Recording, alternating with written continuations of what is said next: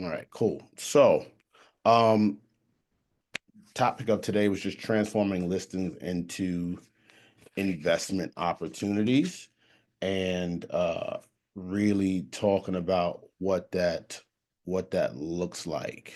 Um, Obviously, agents sometimes have a hard time with this because it's like, oh well, um, is it conflict of interest, et cetera, et cetera. So, just kind of bringing this into the forefront and giving somewhat of an idea of how we can transform listings into investment opportunities.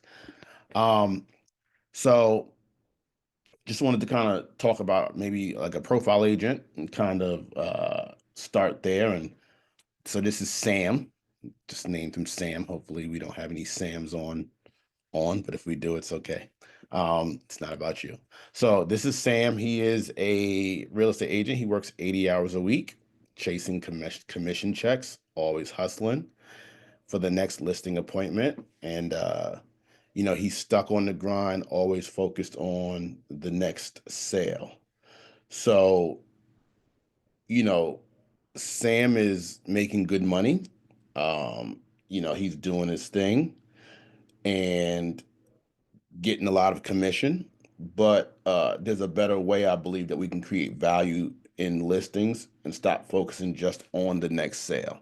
Because while Sam makes a good amount of money, Sam doesn't necessarily have a retirement plan. And this is Lisa.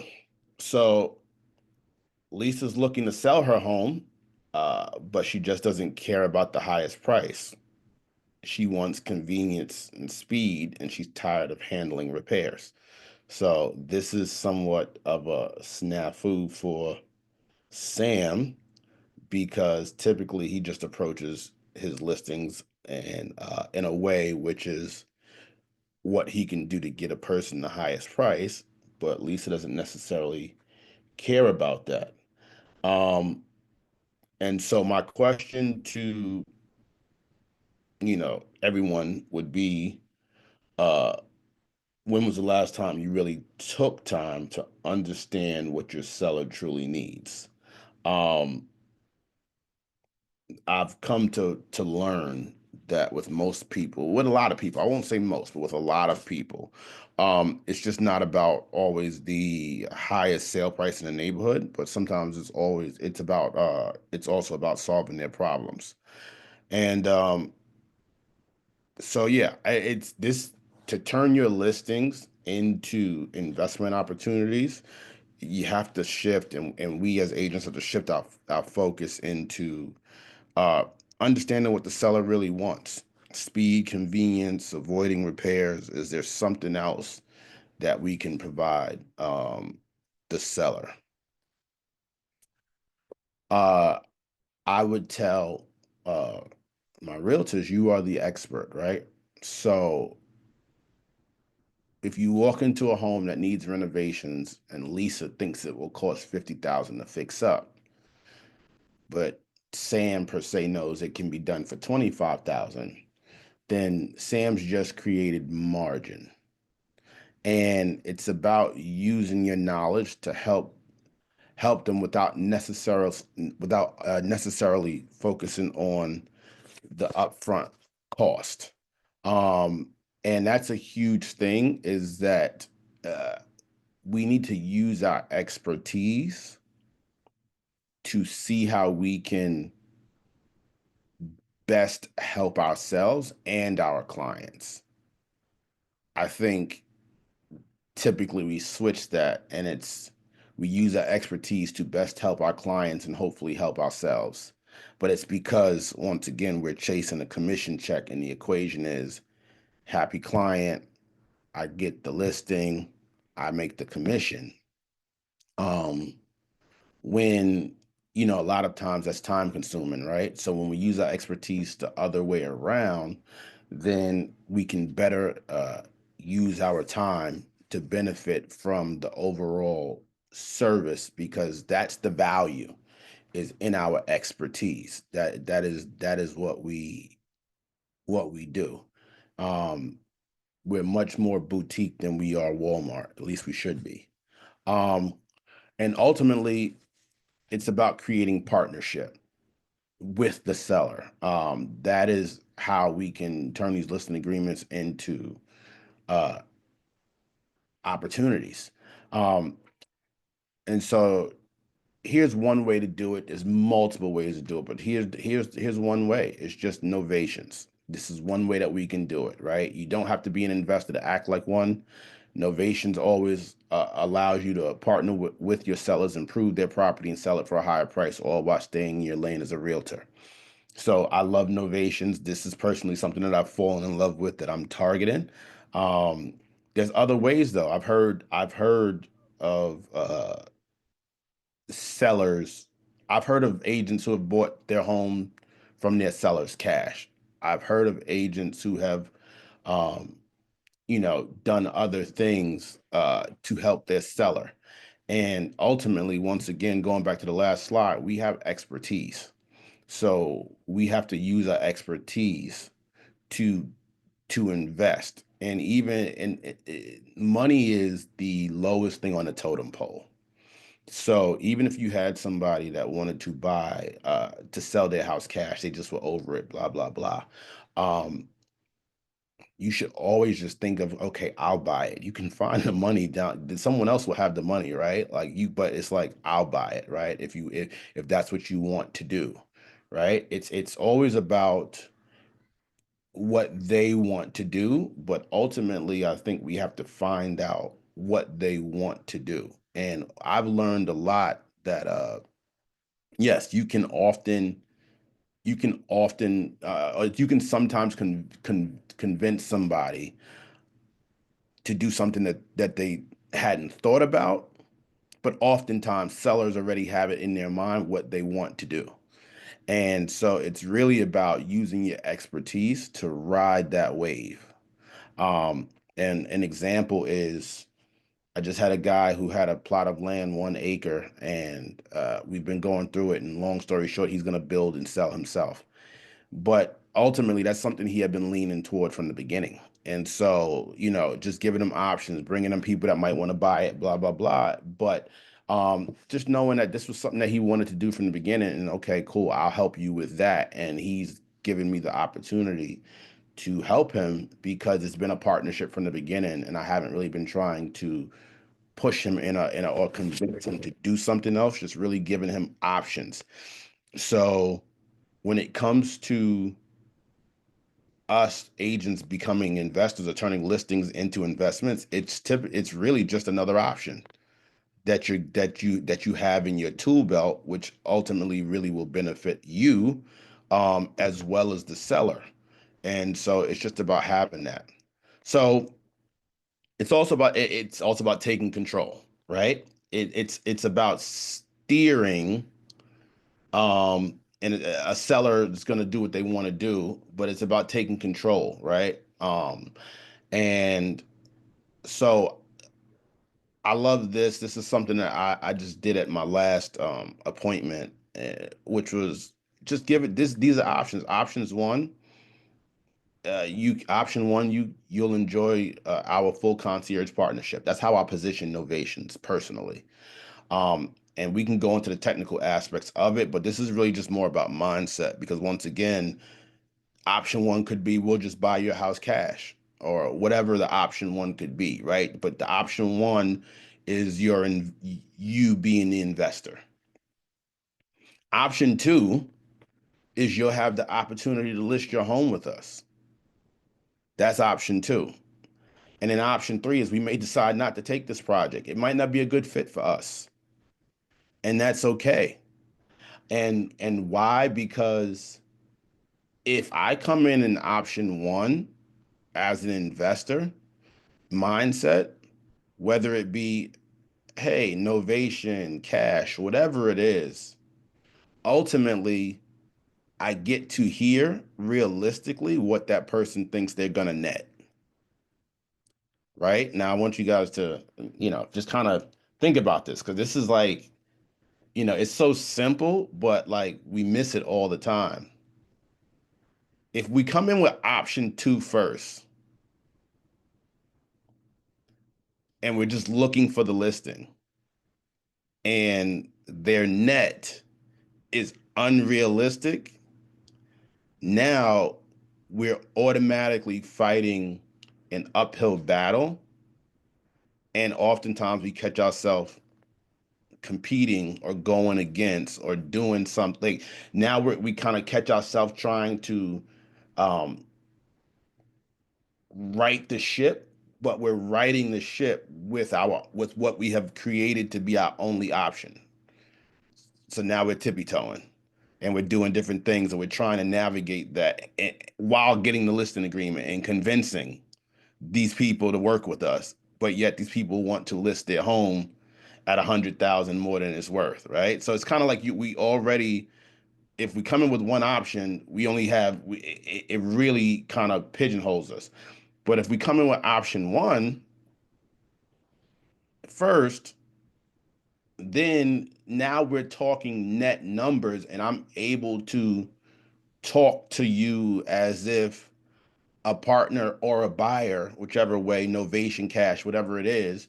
Um, but just as an investor, right? And I'm not using, oh, I'm an investor, but just from this notion of, okay, if I'm gonna work with you to help you sell your house for what you need to do, whether it be fast, whether it be for a higher price point, whether it be for whatever, now we have to talk about what you think it's worth as is. And that's a crucial point.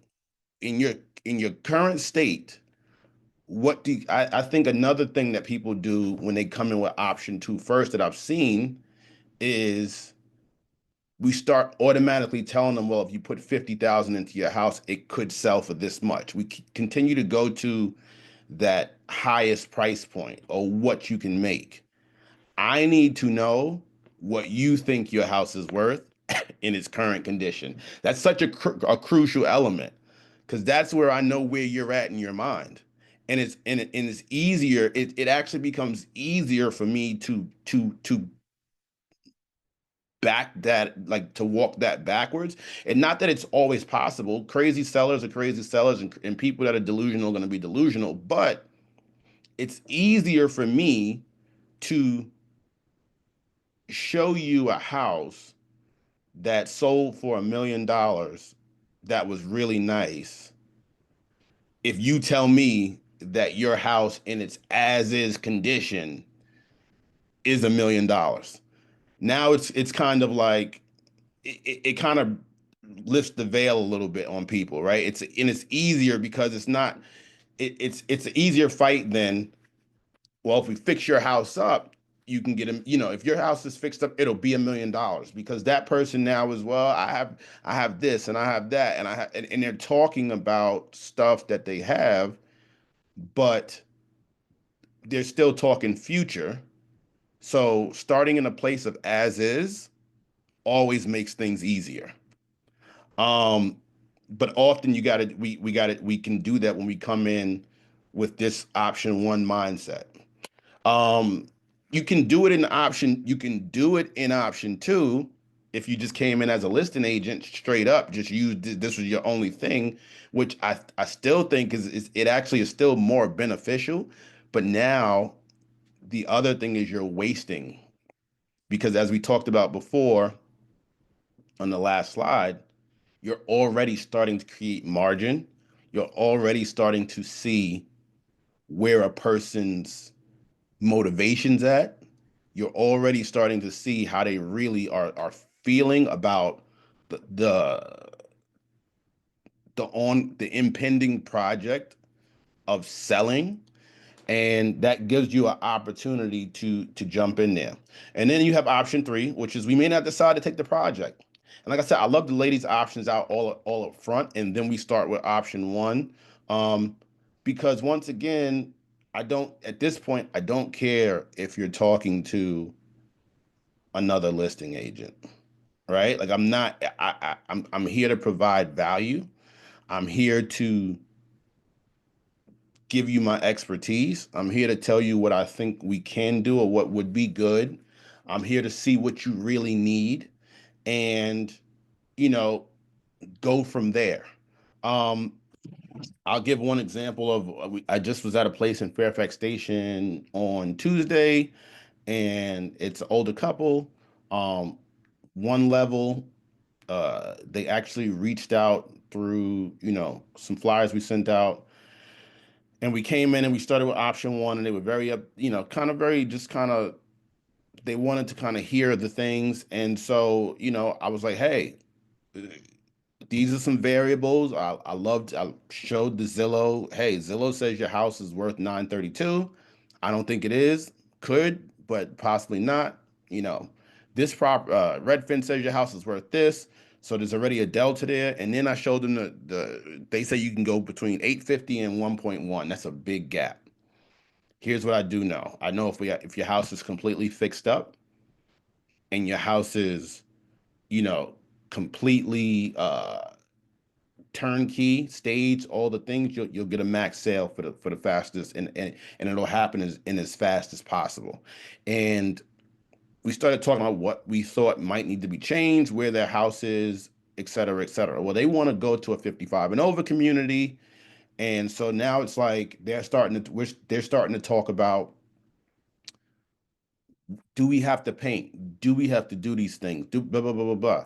We're talking about all of these things, but it's not a I need you to do this so that I can sell your house for the highest price possible. Because I'm not chasing quote unquote commission, I can sell your house for 800,000 if you want. But this is just the numbers. And I'm here to make a smart decision on my behalf and on your behalf. And so, I've learned that when you come in with a certain mindset, not just trying to get a listing, it allows you once again to really dig into what people um, are looking to do from a game plan that best suits them, not just best suits just getting a sale. Um, so kind of spoke about it, but margin. It's it's it's a new way to look at every listing, I think, for agents, and they should. I do. Um, every listing is an opportunity to create margin. And as I said before, previously, we are the experts. So you use your expertise to improve that property, sell it for more, and create value without changing your role as a realtor. And this is where we decide whether a project works for us or not. What is a person's bottom line? What do they want to net? What do they want to take home? Is it reasonable? Is it on the nose? Is it is it super low? It's margin. And we come and I think the way we can combine it with being realtors is from a place of help. It's from a place of help. Um, you have investors that don't want to help anybody. They just want to take care of themselves. And you have realtors that don't care about helping anybody. They just want to take care of themselves. So it's not a stark difference. But if you do come from a place of help, I think it's easier to combine being a realtor. And one example is I have a lady named Joan and out in Waldorf, and we're working with her right now. She called us about buying her property, but she's behind.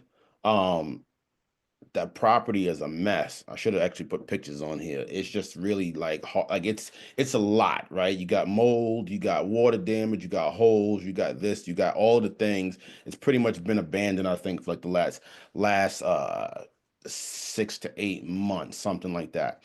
Um, unfortunately, she got scammed when her partner died. Someone had reached out to her and they act like a mortgage company. So she was paying the mortgage for a year and a half to the wrong person and found out that she was um, in foreclosure. And then she paid another 9,000 to somebody to try and help her, and that didn't work, right? So just a sad situation. And when I went to her house, we saw it, and it's like if we bought it, we probably would buy it for this much, you probably would receive $10,000. And then even then the numbers were tight. Wasn't a lot of margin there because she owes about 227 plus she owes some HOA fees. So let's just say she's at 245. We probably would have given her 255. And even then I didn't personally love it for myself, right? So margin, once again, no margin. We could put it on the market, right, as a realtor, but once again, it's not a lot of margin there. And we're looking at this property. Yes, an investor may come in and buy it, and but it's a very overwhelming. So like just putting it on the market, you probably wouldn't see regular people taking on this project, no matter how good the price is. So what did we do? We had someone, we have someone right now, I have someone that's working with the bank, and we're trying to short sale it. Um, and we're trying to short sale it to ourselves, basically. Why? Because if we can knock off 60 to 80,000, if we can short sell it for 150, fix it up, then I'm able to get her more money. It's safer for us. She'll make more money. It's a win-win for everybody, right? And I use this story because there's no margin there, but we're trying to create some. Now this is like the depth of expertise because like we're we would I've been on the phone with the bank for her a few times. I have someone else now doing so. We've been really stretching to do margin, but sometimes it's just there. Sometimes you don't have to stretch. Sometimes someone says, "Hey, this is going to take 100,000 to renovate," and you know it's going to take 50 quickly. It's there, and we use that, right? So it's really all about creating margin to see if this makes sense or not. And you have to look at every single property that way. And once again, you can't do that if you come in. I'm just going to go back really quickly because you can't do that if you come in at option two. If you come in at option two, you're automatically trying to suck up the margin on the listing. Let's put 100,000 in and you'll make 100. Blah, blah, blah. You're automatically trying to suck up your margin when you just come in trying to get highest and best price for somebody, right? And we're not even talking net. We're literally just talking about um highest price in the neighborhood, which is so ridiculous if you made the highest price in the neighborhood but walked away with less money than the last person that sold, right? Everybody's story is different. So how much do you owe on the house? What are your plans? What are you walking away with? Blah blah blah. It's really all about the net. That matters. If person A sells their house for 900,000 but doesn't owe anything, and you sell your house for 1 million but you owe 500,000, that's automatically different. Now you're only walking away with 500,000. Now let's do the math. If we put in 100 to get there, you technically only making 480 or whatever. What you're making less, I should say. So it's really just about the math and doing the math. Um, so this is kind of the new agent. This is the new Sam, right? This is Sam redone, and it's not about selling, it's about serving. So what if the seller doesn't want to do repairs? What if they don't want to sell as is? You don't force them into your solution, you offer them the choice. And that's what happens when you start turning listings into investment opportunities in your mind first. You automatically present the seller a myriad of choices that they don't have. And it's not to overwhelm them with the choices, it's to be able to actually listen to them and figure out what you have in your tool belt that could help them and you. Can I deliver on what I'm saying I can deliver on? Okay, this person says, I'm kind of just overwhelmed, don't want to do repairs. Great. Would you be open to actually me investing in you and I did the repairs, you know? Or, and they may say no because I don't have the time. Great.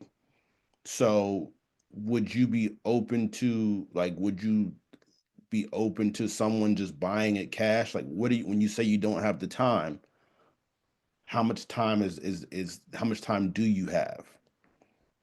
And working everything backwards. Because once again, if they don't have time and they got to be out of there in a week, cool. Here's a cash offer, right? And you're able to do that if you know that, hey, I'm able to get the money, and and you'll be, if the deal is there, the money's always available. If the deal is truly there, the money is always available. So it's really just about serving that person's needs, and most people's need is not to be the highest sale in the neighborhood. Most people. Some people just want it, but it's really based on their net income and what they're gonna bring. So um this is just kind of, yeah, how you transform listings into investment opportunities. I didn't want to keep it super long as far as the slides. I'm gonna stop sharing. And if anybody has any questions or wants to dialogue about this before we hop off, we can open it up.